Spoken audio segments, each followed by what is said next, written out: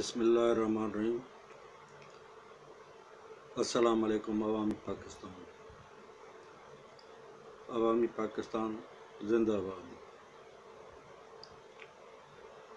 जनाब, आज हम बात करेंगे कि पाकिस्तान के अवाम की हकीकी अवामी जमहूरियत और हकीकी अवामी हुक्मरानी कब शुरू होगी, और इस मुल्क में ये जो अमीरों की चलती हुई जमहूरियत और अमीरों की चलती हुई हुक्मरानी कब ख़त्म होगी।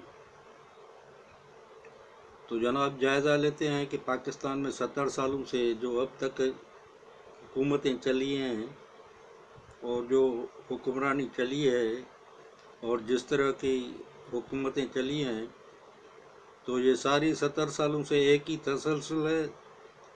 सिर्फ पार्टियां बदलती हैं, मगर बड़े लोग और बड़े ख़ानदानी मोरोसी सियासतदान, अमीर लोग, सरमाएदार, सनतकार और बड़े बड़े जागीरदार जो हैं वो आकर हुक्मरानी करते हैं, और गरीब तो सिर्फ उनको वोट देते हैं, और ये लोग 70 सालों से उन पर हुक्मरानी कर रहे हैं। तो इस हुक्मरानी को और इस जमहूरी निज़ाम को हम अवामी निज़ाम नहीं कह सकते, अवामी हुक्मरानी भी नहीं कह सकते, अवामी जमहूरियत भी नहीं कह सकते। ये सिर्फ ये सिर्फ अमीरों की दौलत का और अमीरों की ताकत का खेल है जो वो खेल रहे हैं, और इस मुल्क के सारे अवाम को उन्होंने अपना नौकर और गुलाम बना के रखा हुआ है। और ये सिर्फ वोट के जो एक ड्रामेबाजी होती है, उस वोट की ड्रामेबाजी से ये वोट की पर्चियां लेकर अवामी मैंडेट जिसको कहते हैं वो लेकर आकर कुर्सी पर बैठ जाते हैं, और फिर वो जिस तरह से हुक्मरानी करते हैं वो सबके सामने है कि उनकी हुक्मरानी सिर्फ दौलत की लूट और दौलत कमाने के लिए होती है। वो सिर्फ अपने घर भरते हैं और आवाम के लिए कुछ भी नहीं करते हैं। मैं सवाल पूछता हूँ कि 70 सालों में इन सियासतदानों ने और सियासी पार्टियों ने हुक्मरानी की है, तो 70 सालों में आवाम के कौन से दुख दर्द दूर हुए हैं, आवाम की कौन सी जो है वो हालत बेहतर हुई है, और आवाम के लिए क्या अच्छा हुआ है। हकीकत जो तो ये है कि इन 70 सालों में जैसे तैसे आवाम की हालत दिन ब दिन ख़राब ही होती जाती है, ख़राब हो रही है, और आवाम बड़े मसाइल और बड़ी परेशानियों में गिरफ्तार होते जा रहे हैं। तो ये अजीब बात है कि ये एक सिलसिला चला हुआ है और एक वो ऐसा निज़ाम इन लोगों ने बना दिया है कि उस निज़ाम पर और उस सियासत पर काबिज़ होकर बैठ गए हैं, पाकिस्तान पर काबिज़ हो गए हैं, पाकिस्तान के अवाम पर काबिज़ हो गए हैं, और ये लोग बारियां बारियां बदल कर ये हुक्मरानी करते हैं। कभी गुज़श्ता 50 सालों से तो ये दो पार्टियां ही हैं, पीपल पार्टी और मुस्लिम लीग, जिसको ये नून कहते हैं, नवाज़ की मुस्लिम। अच्छा, इस मुल्क में अजीब बात है कि सियासी पार्टियां भी लोगों के नाम से चलती हैं, और लोगों के नाम से सियासी पार्टियां जो हैं वो जो है अजारादारी होती है। अब ये मुस्लिम लीग है, नून है, माना नवाज शरीफ की ज़ाती मिल्कियत है मुस्लिम लीग, और पीपल पार्टी क्या है, पीपल पार्टी भुट्टो ख़ानदान की ज़ाती मिल्कियत है। तो ये किस किस्म की सियासत है? यही सियासत है क्या? दुनिया में ऐसी सियासत चलती है? अच्छा, इन लोगों ने इधर सियासत का अजीब रंग ढंग और जो है वो मिजाज बनाया हुआ है। ये लोग ढोल तमाशे करते हैं, सियासत नहीं करते, ढोल तमाशे करते हैं। ढोल तमाशे, गाने और वो नाच गाने लगाकर वो रैलियां भी निकालते हैं, जुलूस भी निकालते हैं, जलसे भी करते हैं। तो ये पता नहीं किस दुनिया के किस कोने में ऐसी सियासत होती है जो ये पाकिस्तान में इन्होंने ढोल तमाशे की सियासत बना ली है। अच्छा, अब वो नवाज शरीफ साहब आ रहे हैं, वो कन्विक्टेड मुजरिम हैं, उनको सज़ा दी गई है, और वो किसी तौर पर वो अदालत में वो ایک ایفیڈیوٹ داخل کر کے علاج کرانے کے بہانے باہر چلا گیا تھا، اور 4 سال تک وہ ادھر علاج کراتا رہا۔ اور اب جب یہ الیکشن کا وقت آتا ہے تو نہ اس کی سزا معطل ہوئی ہے، نہ اس کی کنویکشن ختم ہوئی ہے، اور نہ اس کو کسی عدالت نے ریلیف دیا ہے۔ تو وہ اب یہ شہنشاہ اور بادشاہ بن کر آ رہے ہیں، اور پاکستان میں اتنا وائبے والا مچا ہوا ہے جیسے کوئی شہنشاہ موروثی یا آیت اللہ خمینی آ رہا ہے۔ اس کے لیے یہ تماشا ہوگا، وہ تماشا ہوگا، ایئرپورٹ پر آئے گا، لوگ جائیں گے، اس کو جلوس میں لے کر آئیں گے، وہ بڑا جلسہ کرے گا۔ بھائی یہ کیا تماشا ہے؟ کسی قانونی ملک میں ایسا ہوتا ہے کیا؟ دوسرے جمہوری اور قانونی ملکوں میں تو یہ ہوتا ہے کہ کوئی آدمی بھی اگر کسی جرم میں سزا یافتہ ہو، یہ لوگ تو کرپشن میں سزا یافتہ ہیں، اور کرپٹ لوگوں کے ہو تو دوسرے ملکوں میں لوگ نفرت کرتے ہیں، ان کا نام لینا بھی پسند نہیں کرتے، اور ادھر یہ کرپٹ لوگ جو ہیں وہ ہیرو بنے ہوئے ہیں اور لیڈر بنے ہوئے ہیں۔ جو قتل کے جرم میں پھانسی چڑھ جاتا ہے وہ بھی قوم کا ہیرو اور شہید ہے، جو کرپشن میں جیلوں میں جاتے ہیں وہ بھی قوم کے ہیرو ہیں اور لیڈر ہیں، اور جو ملک کے ساتھ بغاوت کرتے ہیں اور فوج میں بغاوت کرانے کی کوشش کرتے ہیں وہ جیل میں پڑ جاتے ہیں تو وہ بھی ہیرو بن جاتے ہیں۔ عجیب سوچ ہے اس ملک کی، عجیب سوچ ہے اس ملک کی عوام کی، اور جب تک یہ شخصیت پرستی کی سیاست اور شخصیت پرستی والی سوچ ختم نہیں ہوگی تو بھائی یہ ملک نہ ترقی کر سکے گا اور نہ عوام کا ہی بھلا ہوگا۔ بھلا کیا ہوگا؟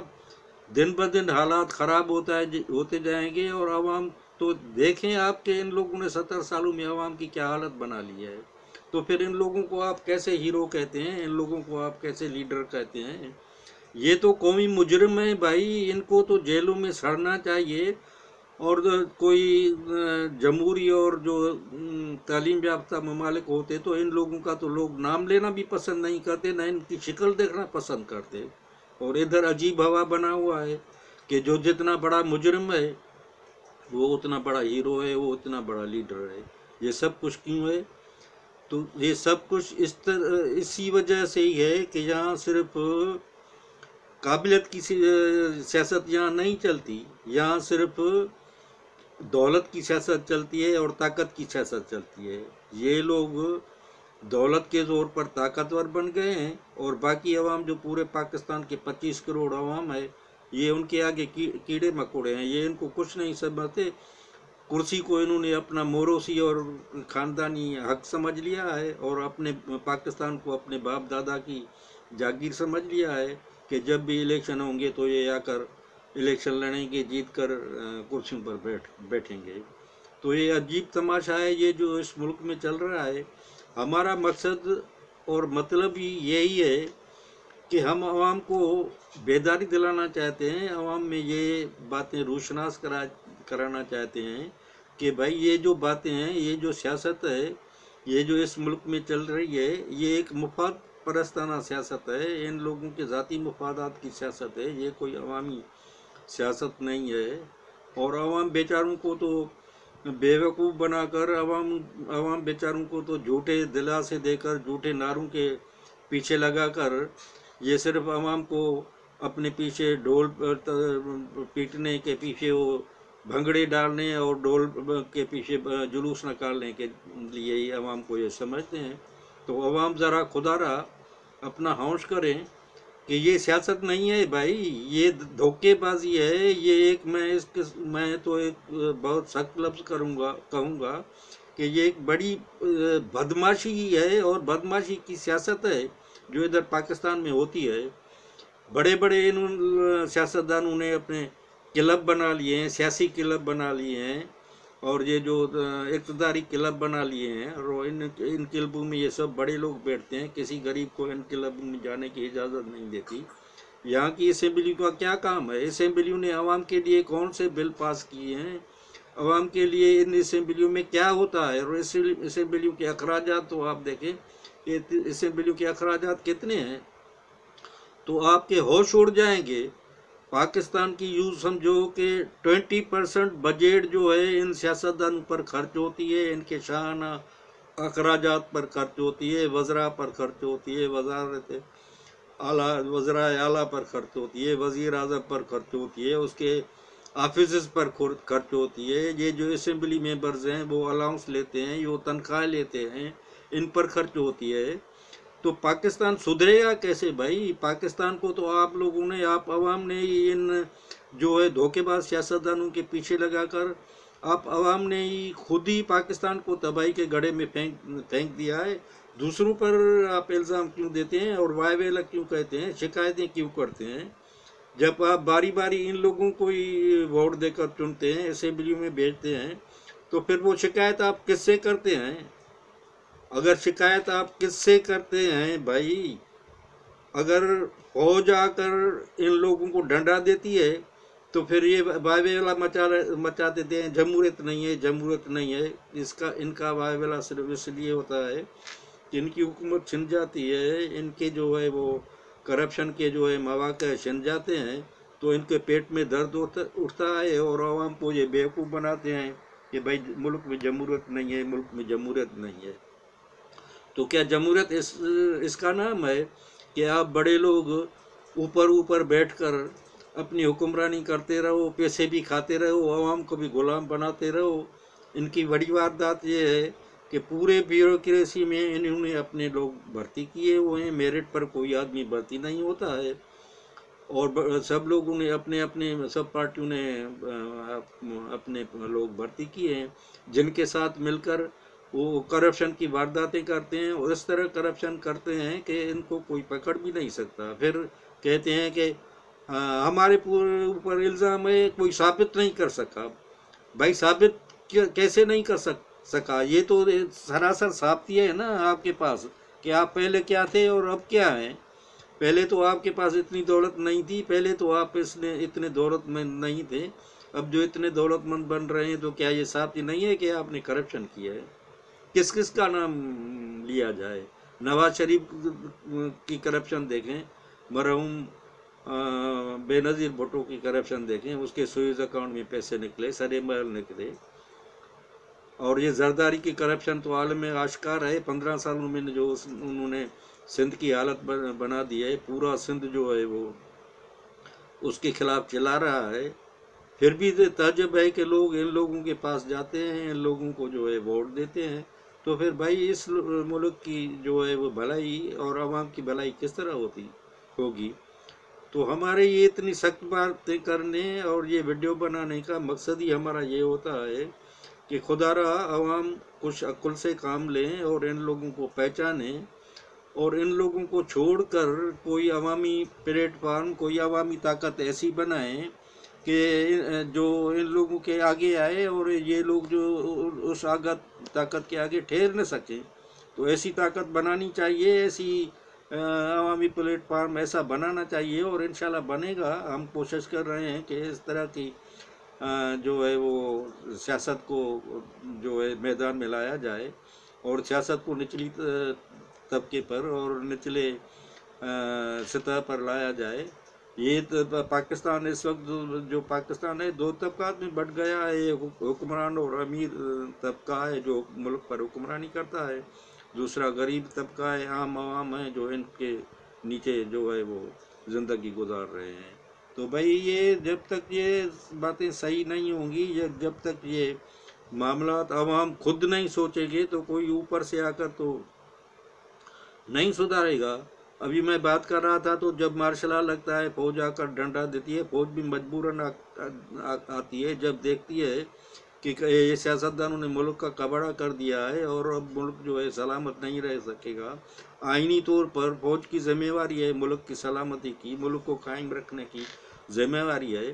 وہ مجبوراً آتے ہیں اور پھر 8-10 سال حکومت کر کے ملک کو سیدھا کر کے پھر ان کے حوالے کرتے ہیں، تو پھر یہ لوگ جو ملک کا حشر بناتے ہیں وہ آپ لوگ دیکھتے ہیں۔ تو یہ کب تک یہ ڈھول تماشے کی سیاست چلے گی؟ عوام کب دوسرے ملکوں میں کیا ہوتا ہے بھائی؟ دوسرے ملکوں میں سیاسی پارٹیاں اپنا منشور دیتی ہیں، سیاسی پارٹیاں اپنا عوامی پروگرام دیکھتی ہیں، عوام ان کو دیکھتے ہیں کہ بھائی ان سیاسی پارٹیوں کے پاس عوام کے لیے کیا ہے، پھر وہ ووٹ دیتے ہیں۔ اور ادھر کیا ہے، ووٹ صرف ڈھول تماشے پر ملتا ہے۔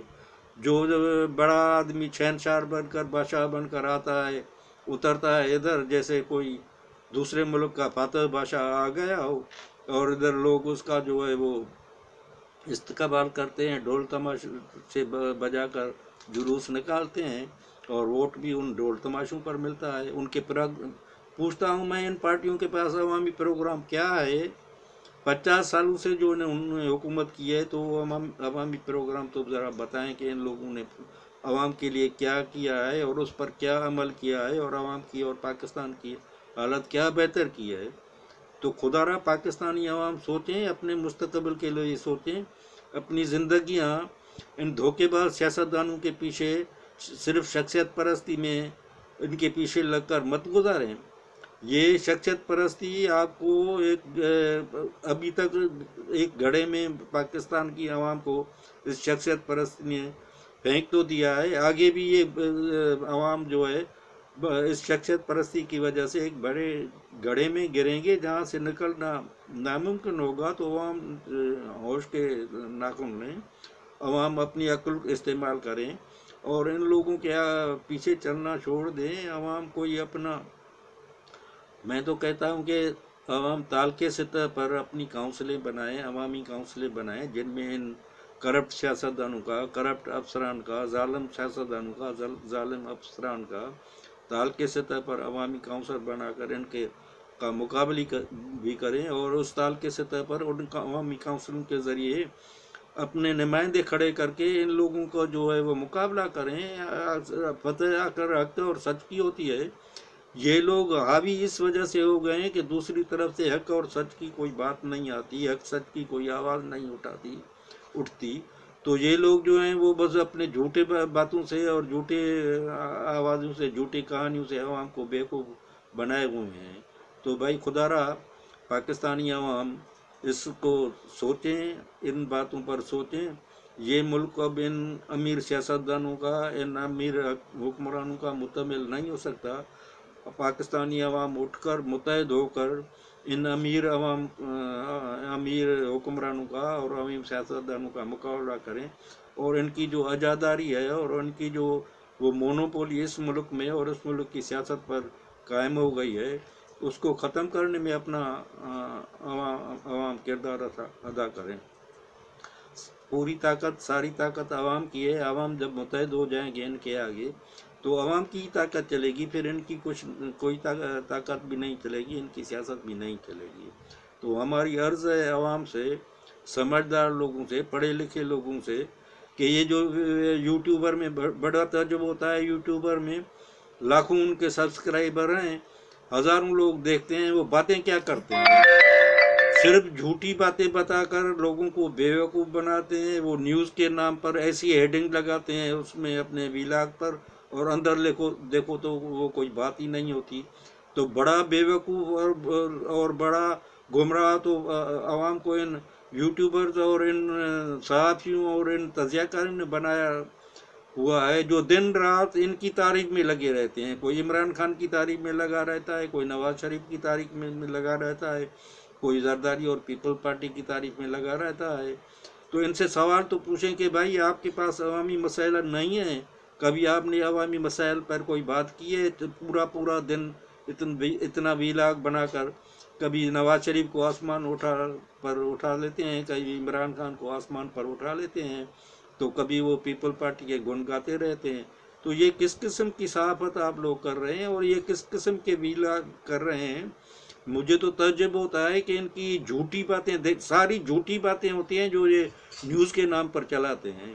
تو ان لوگوں کو بھی سننا آپ چھوڑ دیں۔ یہ بڑے جو ہے دھوکے باز اور قوم کو گمراہ کرنے والے تو یہ ویلاگرز ہیں۔